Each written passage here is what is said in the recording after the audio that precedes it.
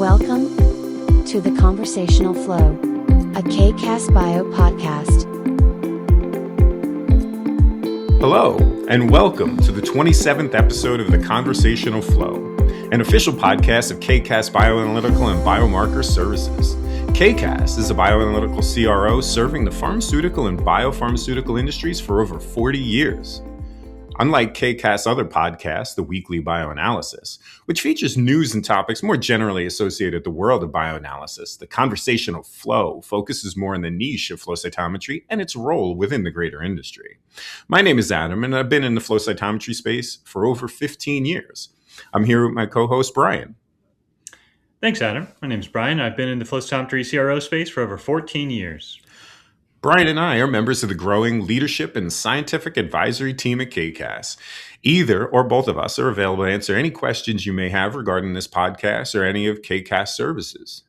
While our KCAS headquarters is located in Kansas, with an additional location in Europe and a partner location in Australia, I'm here in Philadelphia. Actually, Brian is here in Philadelphia right now, too. Usually, sometimes in Atlanta, too. Jeremy, our producer, is in Missouri. And so we're truly all over the map. We're exhilarated to have you listening to the 27th episode of our podcast, which will be available virtually everywhere. Wherever you choose to find and play your podcast, you will likely find the Conversational Flow. We welcome all of you, whether you're joining us for the first time or if you're a regular listener to any of our other podcasts. Today's episodes will be a review of the latest news and resources and a focus on a topic of our choosing before discussing any feedback we receive from you. We're constantly looking for topics, and we'd be happy to discuss something that you want us to cover. So again, we're fired up to have you here, and we're looking forward to a fun episode today. To kick us off for episode 27, Brian is going to go over news and resources before diving into today's topic. Brian? Thanks, Adam. It's been an eventful month here, both at KCAS and in the news section. We'll jump right into some of the medical research news.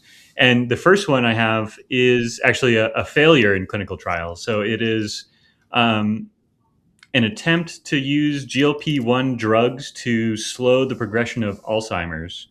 And there were two very large trials called the EVOKE and EVOKE Plus trials that basically came to a negative conclusion, did not see any clinical benefit. So they're being discontinued early by the trial sponsor, Novo Nordisk. Yeah, it's interesting too. You mentioned failure. I think one of the things you learn when you're in the pharmaceutical industry is the sooner you can learn about failure, the better, because you're able to change resources to go to a different direction. Obviously, you want to have these therapies work and be successful and get treatment to people who need it. But a negative result, such as a failure of a trial, is also a positive because, move on to something else. I was interested in this, learning a little bit more about Alzheimer's and being under the heading of dementia there, one of the types. It did not realize that after the age of 65, the risk of Alzheimer's doubles every 5 years. So by 85, the risk is nearly 1/3 of getting Alzheimer's. And so it's highlighted by amyloid plaques and neurofibrillary tangles. So these plaques are deposits of beta amyloid protein that disrupt normal neuronal communication, whereas the tangles here are essentially tau protein, hyperphosphorylated tau protein. So this destabilizes the cytoskeleton within the cell. Both of these lead to neuronal death, and this is why one of the hallmarks of Alzheimer's is losing cognitive function. Some of the things they mention is just being unable to do normal daily things. And so the thinking was here that controlling glucose levels could potentially aid in the treatment of Alzheimer's. Now, this is for more later stage. There is some hope that there is potential for this to work earlier stage, but it was done basically because there was some, I would say, anecdotal evidence, some early evidence that it might help. But again, getting back to your point, unfortunately, it did not work here. Yeah, one of the rare failures of a GLP-1 type drug, right? They've shown that it's got significant impacts on a wide range of human health techniques, and they all seem to be very beneficial. So this is a step too far. As you say, this was on subjects that already had signs or clinical indications that they might be more predisposed to Alzheimer's. So the mechanism of action proposed is that if you regulate the metabolism of these cells, that they'll be less prone to build up these tangled proteins and have aberrant levels of proteins in the cells. So the thought now is, do we just go earlier? And from a clinical trial and a pharmaceutical perspective, that's good and bad.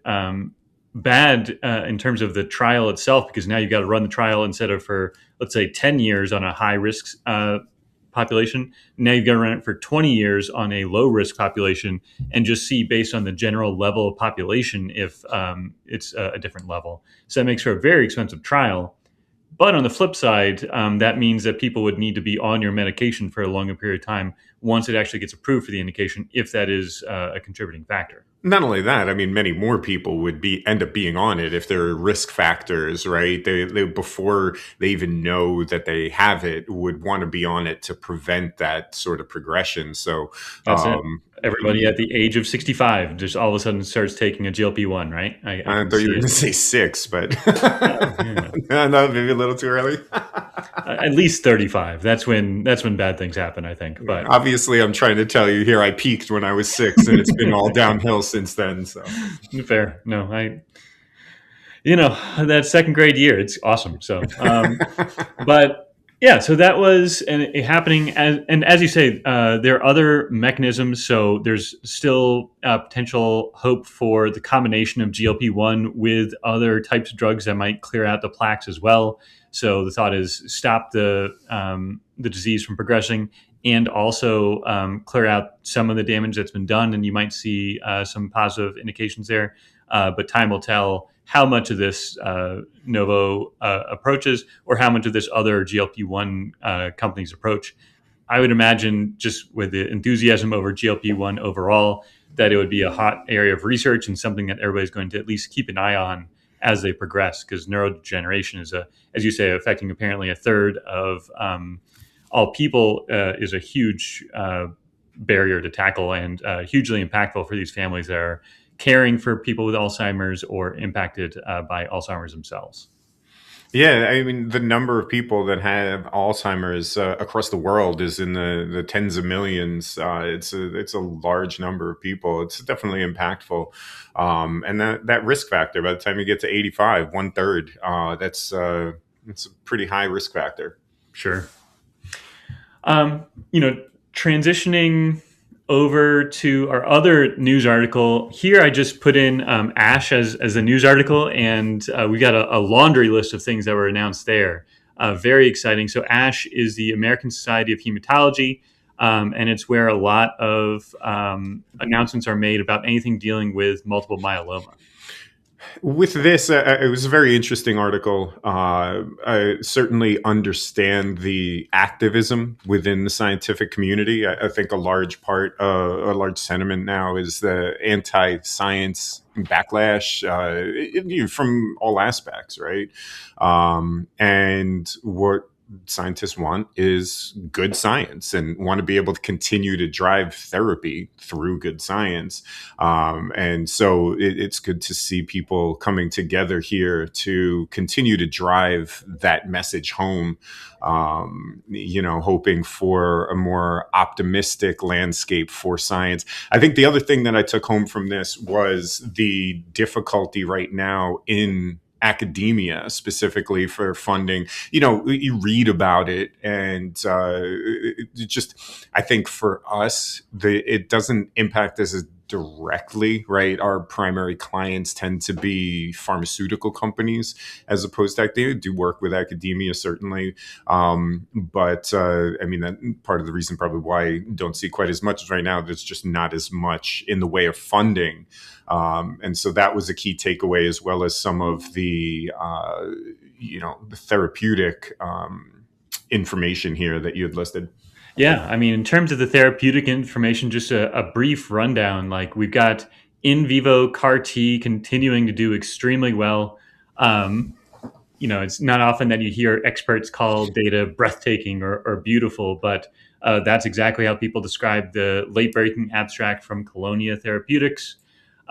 We've got additional CAR Ts that are continuing to evolve, like the one from Kite Pharma that showed some really impressive efficacy numbers. We've got long term durability in terms of basically a one and done treatment with the Alara trial. Um, what else was there? The Um, bispecific oh yeah, antibodies, yeah. yeah.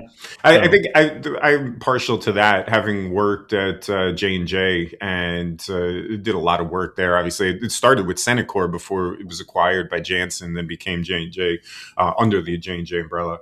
And I just love seeing more and more antibody therapies and the bispecifics coming out and providing results here. I mean, eradicating residual multiple myeloma with linvoseltamab.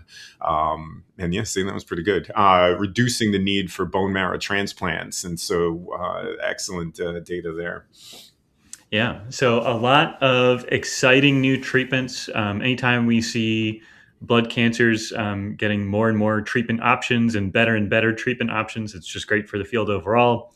Of course, flow cytometry analysis, a huge part of any of these trials to basically track the um, cancer cells themselves and be able to detect them at extremely low levels.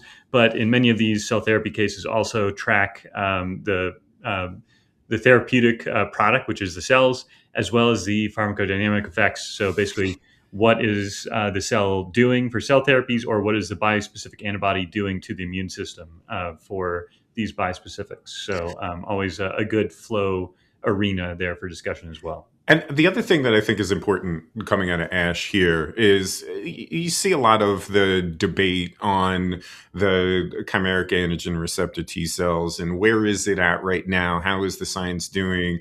The approvals and people are debating what more is needed, has it stalled, and you're seeing here that it's still emerging. Right, it takes a long time to really get critical mass behind science like this. And, the first one that you mentioned, Colonia, specifically having treated 4 patients and no detectable cancer after 1 month, both by flow cytometry and genetic sequencing. I think that, it's really important to see that continuing to advance. Yeah. No, I didn't get in time for the podcast, but just recently the FDA announced that cell therapies and some other types of advanced therapies will now have to move from single arm trials to RCT, basically comparing it to the best in the field, so randomized control trials. Sorry, Mhm. and that will increase the bar for a lot of these therapies. Now, still, if there's no therapy available for a given indication, then you can run a single arm trial, which just requires fewer patients, and so it's cheaper and faster to get through the trial process. But for anything where there is now an existing therapy, you now have to at least compare it to that therapy to move forward. Um, so it is a change, and as you say, the field is maturing. There's definitely still space for new entrants, but it's going to have to show like that type of significantly improved efficacy, significantly improved safety, something along those lines to justify why it should be there and be approved by the FDA as opposed to one of the currently available options. Yeah, just making sure that things work. They're providing a benefit, right? That's it. Getting other options out there, and so all in the paradigm of trying to make things better. That's it. And along the same veins of making sure that there's a benefit and also neurodegenerative diseases or neural disease in general, that brings me to investments. And I put this one on here, even though it's an FDA approval, because I thought it was off the beaten path. And the first investment story I've got is that the FDA has cleared Lumosity, a brain training game, as a prescription app for adult ADHD. This is fantastic. To go home and talk to my daughter about this. There's a game for ADHD out there. I should say an app. I shouldn't call it a game. It is prescription. I've heard of Lumosity for a while, but now this actually being approved with a prescription. Now, this isn't the first app that has been approved for such, essentially prescription, right? The first prescription app was Rejoin, which was developed by Otsuka Pharma and Click Therapeutics. That was using cognitive behavioral therapy to treat major depressive disorder. Interestingly, the target group here was the same. So I'm wondering if it has something to do with just the use of apps and whatnot, but the minimum age being 22, same for both of these. And then this one that I'm talking about was a 6-week treatment plan. Whereas, with the Lumosity, it looks like it's 13 clinically validated cognitive training exercises. It certainly would be interested to see what all is in there. And I think they have a base app that you could go in, like the brain train games and stuff. I think that mentioned in the article. Are any of those things that are at least borrowed somewhat in the prescription app? It is interesting, right? Like I can't imagine going into the doctor's office and them saying, "All right, get to level 32 here, and you should be feeling better," right? But that's what it is. And but it mentions here, of course, that compliance was quite high, and I can definitely see that where Right. it's something easy to for a patient to do and potentially enjoyable as well. So gamifying health, like in terms of the universe of apps to do, this is a pretty good use of it. So I'm happy to see it and interested to see where this goes with future things as well. Of course, though, it's not the only gamifying in science. We've talked No. about this before, that Dotmatics had done, what was it, a test where they essentially had gamers, video gamers, trained on how to do gating. And then as part of a game, they had to gate files. And they were fairly consistently performing to the level of scientists gating the same thing. And they were doing it rapidly because it was a game, right? To your point, gamifying it, the adherence to it was high because you can make something fun. People actually want to do it. It really does make you think that, is this just kind of scratching the surface here? We got apps, I can imagine my son would have loved to be able to go and do video games that were inherently telling him that he was getting, learning coding or getting smarter, like whatever it was, just kind of, or getting healthier in this case, right? Really, it likes seeing this direction. We'll have to think about what that means for our normal workload. Maybe instead of saying the sponsor needs this by Thursday, we should say like you need to get to level 12 by Thursday, and maybe that'll be better. But Well, okay, but you understand how video games do this. We talked about, like, are you a gamer? Like, have you left games behind when it was like Space Invaders? I mean, Space Invaders is an excellent game, but It is. I'm not arguing. I have it on my Xbox right now. So no, I have not gotten any of the new systems. My son has a Switch, and sometimes I'll play Mario Kart with him there. That's about it. But you're not being a fun sponge, right? You're actually playing. You're participating here. I kick his butt in Mario Kart. Are you kidding me? Yeah. There we go. Brandon, if you're Okay. listening to this right now, just remember, like it's coming. So, I do. I love playing Mario Kart. But my point is, it's not only the levels, right? There's achievements, and so you get this notice on Xbox that you get 15 gold because you've achieved this. Not that you can turn it in for anything, but then it goes on your profile, and you can see, like, I think I've got like 51,000 or something on Xbox. Probably half of it my son did while he was borrowing my account. That's what creates the adherence too, is having that motivator. okay. So in addition to saying we need to get to level 12 by Thursday, we can now say like for each file you get 5 gold pieces, and then we can trade those in. Or like experience points that That's you can it. trade in. Yeah. Okay. All right. Terrifying. But all right. In terms of the next story, it is more sort of traditional investment news. And this second piece that I got was on Novartis setting up an agreement to work with a British biotech to tackle atopic disease for about $1.7 billion.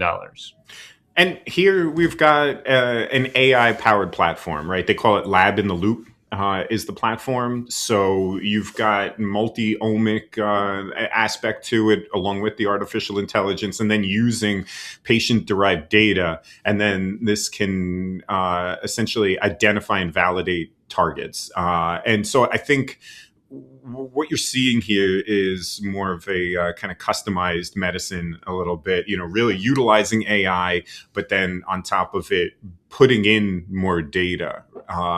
This is where, you really start to see the changing of the landscape. And it's no longer just medicine for the average when you start putting this into the system. And obviously, Novartis feels very strongly about it, that it's a strong direction to go, putting up 1.7 billion for this. So they feel strongly about it, but I always look at how the deals are structured too, and I find that interesting that only about 55 million of that was upfront, but then all of the rest of it is dependent on milestones. Yeah. And that's actually the case with a lot of the deals that we talk about, where it's all based on, all right, we think it's worth this much, and then it actually needs to pay off for us to dole out the rest of the money. So especially in biology, I think the figure is somewhere between 40 and 60%, depending on what type of indication they're talking about, in terms of how many of these milestones are usually paid out. So definitely not a guarantee, and they need to see the value in it. But they think, as you say, that it's worth quite a bit. Yeah, and you're absolutely right, but it's just a matter of de-risking, because these bigger companies are going out and buying smaller companies like you and I might go out and get some candy, right? And so you do have to de-risk. You can't just jump 1.7 billion constantly without some sort of return. That's it. But definitely good for the immune space in this case. Primarily with respiratory or skin-based immuno treatments. So looking at where the immune system can go awry and then trying to correct that in some way, shape, or form. Yeah. So probably related to some of our work with basophils or mast cells or some of the other immune phenotypes that we look at regularly. For sure. So what do you got next for us? Next up is KCAS news, and the biggest thing for us is, of course, the change to our board of directors. And there we've added Dr. Paul Kirschgraber and Mr. Kurt Doyle. And bring a wealth of experience within the industry. I got to meet them very briefly when they were out to the site, did the tour and all of that. Excited to talk with, John, our CEO, about their impact and conversations and really what they bring to the table. So looking forward to hearing from them more. Yeah, absolutely. So looking forward to what that means as we move forward. And as you say, benefiting from their experience. And then the next phase goes into our primary area and our paper of the month. Okay. I have to admit here that this paper threw me for a loop, because, we basically have coined it the BS paper. And as anyone knows, it's what BS stands for, BS in immunology. And it is coming from a term.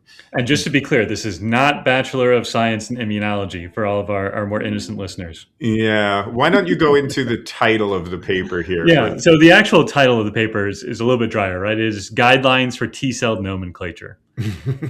So that's a pretty run-of-the-mill paper. But one of the first paper they cited actually was one that coined the phrase that the only thing between B and T cells that matters is basically bullshit. Oh, here. Let me. I got the full quote Oh, because I okay. knew we Yep. were gonna.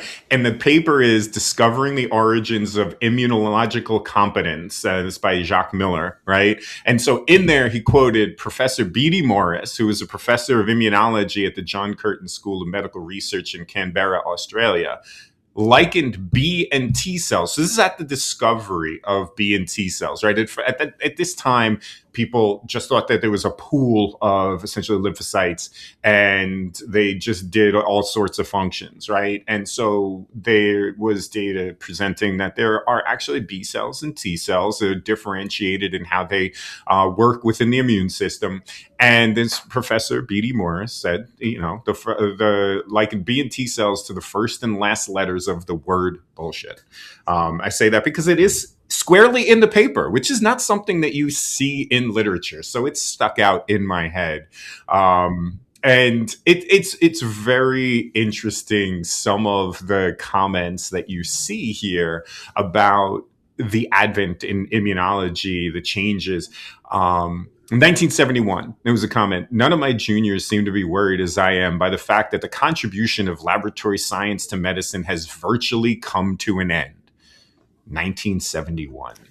So, I mean, it's kind of like this. I don't want to call it hubris because I don't think that the people who are being quoted here, just felt like we knew everything. But it was at a time where we didn't know what we didn't know, right? And that's, I think, you go through that, right? The more you start to know, the more you realize there's a lot more we really don't know.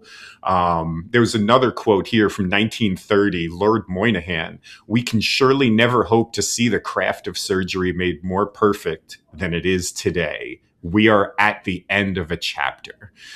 And that was before or after they started washing their hands, because I feel like that's a big delineating factor there. But And so the last, I want to like just end on quotes here because I was going down a bit of a rabbit hole of just how much science has changed. Like, we're at a point now where we realize there's still so much to learn. And so, and said, Sir Karl Popper said that the deeper our learning, the more conscious, specific, and articulate would be our knowledge of what we do not know, our knowledge of our ignorance. And Sir Winston Churchill once said, "So much accomplished, so much still to be done." And I mean, that's true today as it was when they talked about that. We're constantly learning. We learn more. And so, here, let's bring it back to the paper, right? Because I know you were just getting ready to say we're going off the rails, because that's what I do. I explore all the avenues. Anyways, this paper that we're talking about wants consensus for nomenclature, right? And specifically, we're talking about T cells here. And being a CRO, I think that a paper like this is fantastic because I've been here with this company now for nearly 9 years. And I can't tell you the number of times we've got a study set up with nomenclature and we go from one client to another client and then the clients aren't on the same page as far as the nomenclature. Why would you do Treg cells this way?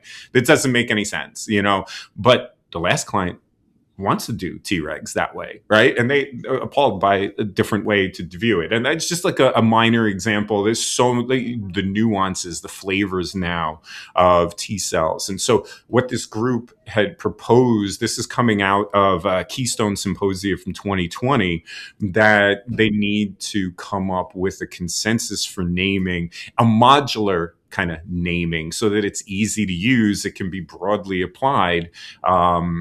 And going from group to group, you're not at a loss for what you're looking at. And I think too, I'll let you speak in a second, Brian. I know I get long-winded here, but with my PhD work and working with monocytes, the thing that I always felt frustrated is that T cell biology, it seemed like it was so far in the future compared to monocytes and macrophages like trying to find different markers for them. And it's a continuum and M1, M2, so on and so forth. And, classical, all that sort of thing. But here you see we're constantly learning about T cells and biology. And even there, a lot of it looks like a continuum. And that's why we need some sort of paradigm, some naming consensus so that we can properly capture this without it becoming too bulky.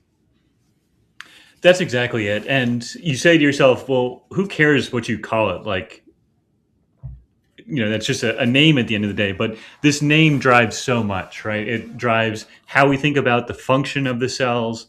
It drives how we think about the cells themselves. As you say, like, people used to think of everything as just a pool. And when you give a name to a group of cells, then people think that that group of cells is then homogeneous. And they don't think about all the subsets that are likely within even that one subset of a type of cells.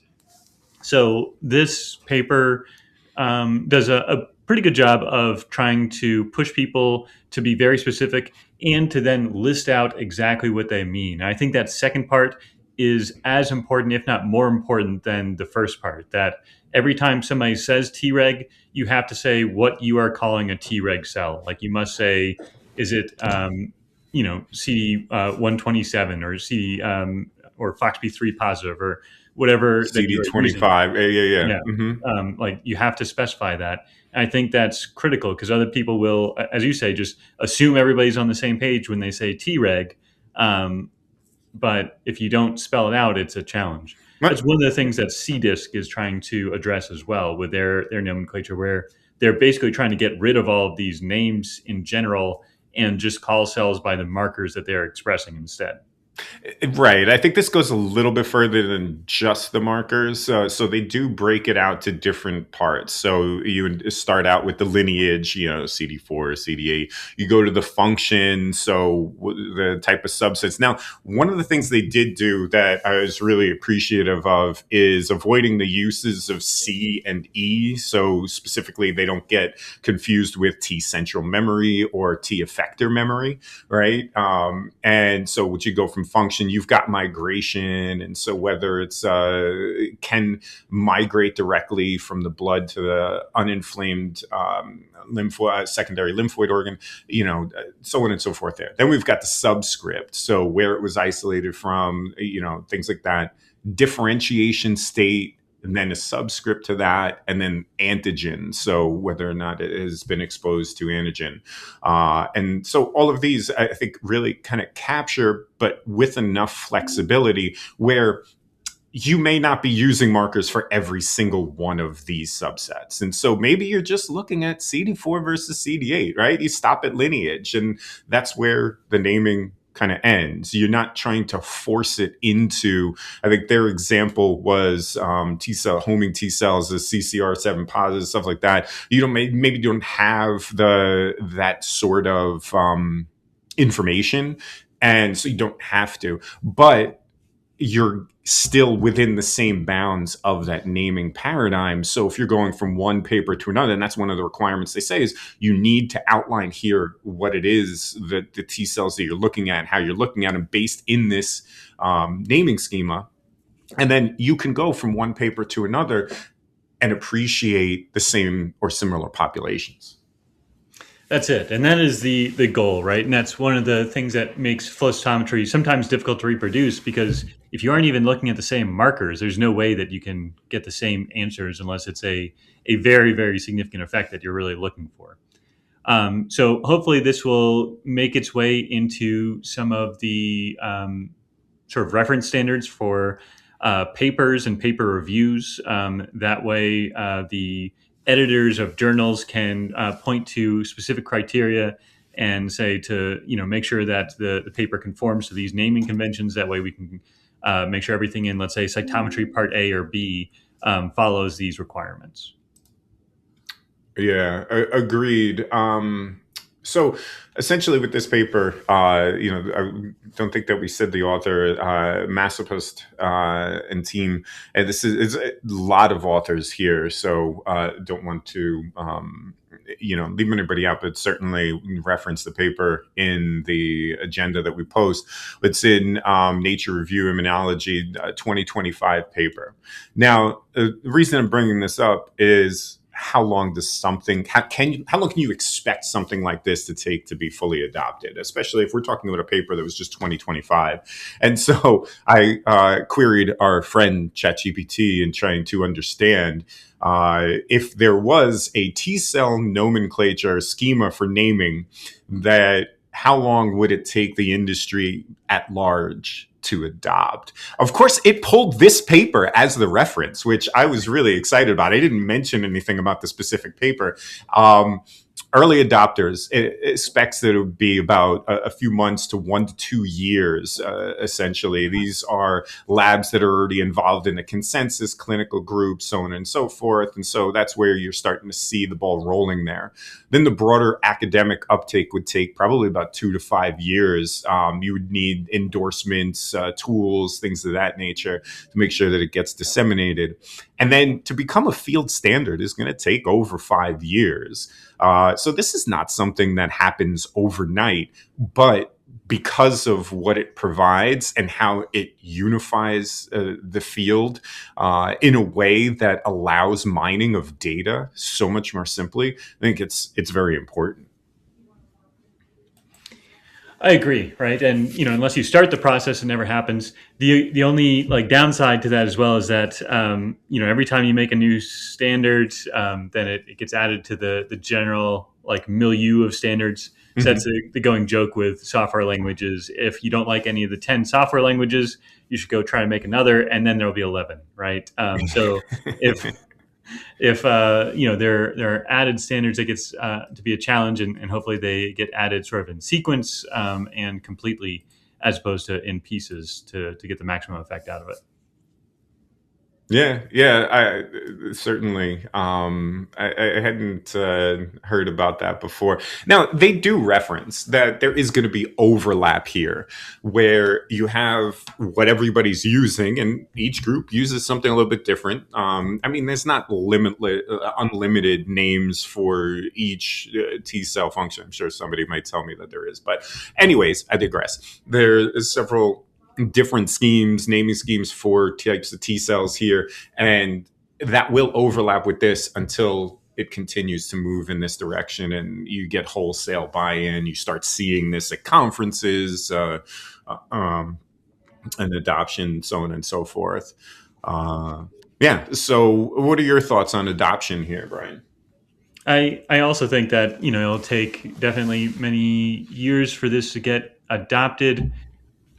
I guess CDISC is more for tabular reporting, so this would sort of be in addition to CDISC as opposed to a replacement for it, if you will. So that maybe you would take a bucket of CDISC names and be able to then apply it to a specific cell type. So if it's overlapping and thinking about how long CDISC has taken to roll out its flow cytometry module, 5 to 20 years sounds about right? So they know which direction they want to go. So then they've got to get it into the different bodies. I would think that first you'd want to make sure that academic papers are all sort of standardized and update the minimum requirements for flow cytometry experiment standards. And then have that roll into CDISC or NIST sort of reporting frameworks, and then you'd see sort of widespread CRO and or pharma adoption. Now, correct me if I'm wrong. 20 years, like you're talking 20 years here. 20 years ago, you were a teenager, right? Mm-hmm. I was avidly reading all the flow cytometry standardization. Of course, no doubt about it. Yeah. No, I was still in my 20s, but wow, man, just thinking about that, it's the kind of thing that when people compare Back to the Future, and he's in 1985, and he's going back to 1955, and what the difference is now. You go Back to the Future the same distance, you're going into 1995. It makes me a little sad. But anyway, anything more on this? No, I think that's a good job, and I think that paper was interesting and always relates back to standardization. This one, not just with regulatory standardization, but also with sort of scientific standardization as well. So that's always a good thing to have. Mm-hmm. Yep. Yeah. Which, of course, catapults us over to our feedback question from fans. And the feedback question for this month is, what is your favorite immunology podcast other than the Conversational Flow? a dangerous question because it reminds people that there are other podcasts, which I don't like to think about. But I've gotten into a couple. One of the ones I got into most recently was ACIR. Oh, that's cool. Okay. And so tell me, what kind of topics you talked about there? Yeah, they go pretty in depth into immunotherapy research, and will usually interview an author and spend a full 45 minutes to an hour sometimes talking about one research topic and one sort of mechanism of action, how it could impact drug development or disease progression if it was fully understood or able to be targeted. It's interesting. I think for me, along that vein, I mean, I obviously need immunology for this, but it's more virology is This Week in Virology. So TWIV, I've been listening to that on and off for quite a while. And it's funny how many people I know within the industry listen to that as well. It's always something that comes up like, oh, you listen to that? I thought at the time when I started listening was kind of off the beaten path, but it certainly isn't. And, some of their podcasts back when the pandemic started, so on COVID, were really interesting. They've done podcasts on malaria. And I think one of the things I always liked was they had different phases to it. Like they'd start out just talking about the weather because each one of the people who were the podcast hosts were different locations, and just kind of gives that sense of humanity to it on top of just the science, and just is a very comfortable podcast to listen to. Yes. This would be a bad week for us to talk about the weather.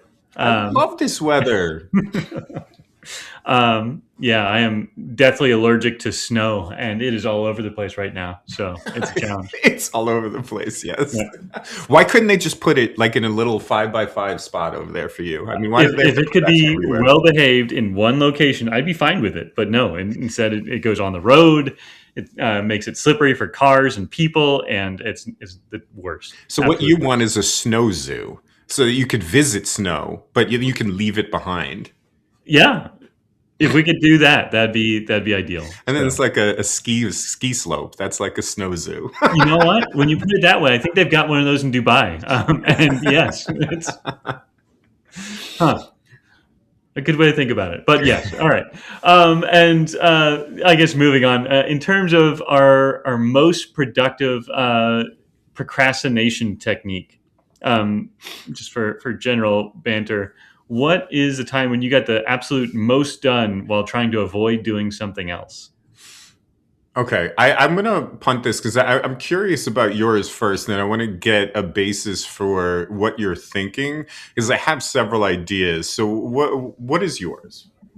Whenever I have some piece of work that I really don't want to do, my comfort work, so the thing that I go back to whenever I don't want to transition to the next thing, I'll usually do some type of relatively extensive Excel coordination, right? Either formulas or some sort of tracking sheet, or even a small macro or something like this. That way, ideally, it makes something else more productive in the future, or organizes thoughts or something like that. But that's how I will procrastinate off of a task I don't want to move to.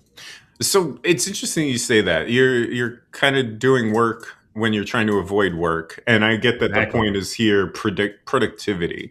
For me, if I'm procrastinating, a lot of times it's something that I haven't yet wrapped my head around. And I find if I try to focus on it, it goes slower. And so I try to break my train of thought. Things that I'll do in that sort of instance, I might work out. Right. A lot of times working out will break my focus. I love going for a run, getting to the point where you're just so physically exhausted. You just can't think of anything but the next step in front of you, the next breath. And for me, I find my best ideas, my best thoughts, like things align most when that happens. And then if, failing that, if I've already worked out in a day, I've already run, video games will certainly help. I remember when I was doing my thesis, I would take a break and play, Mike Tyson's Punch Out or something.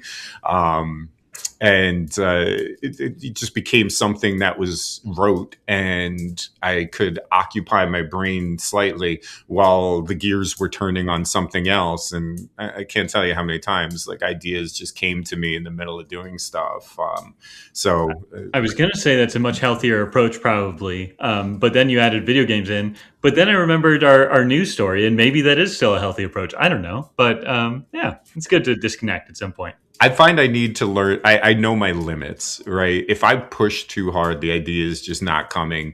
I will say too, though, that I've always worked best under deadline panic.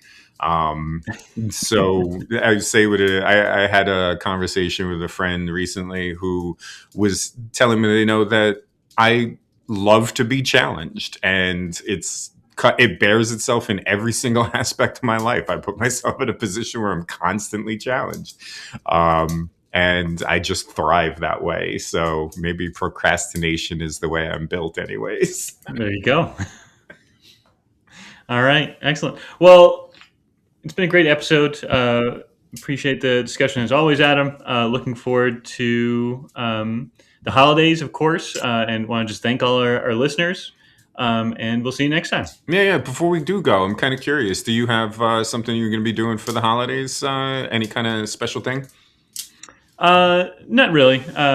For Christmas and New Year's, I'll probably be with the kids in some capacity, and we'll figure out some sort of games, but no real like specific traditions or anything like that. What about you?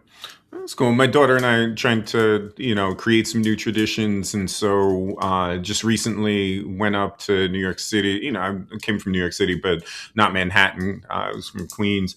But went up to New York City with some friends and, had a great time there, saw the Rockettes. And then coming up soon, too, we're going to go see the Nutcracker, the Philadelphia Ballet.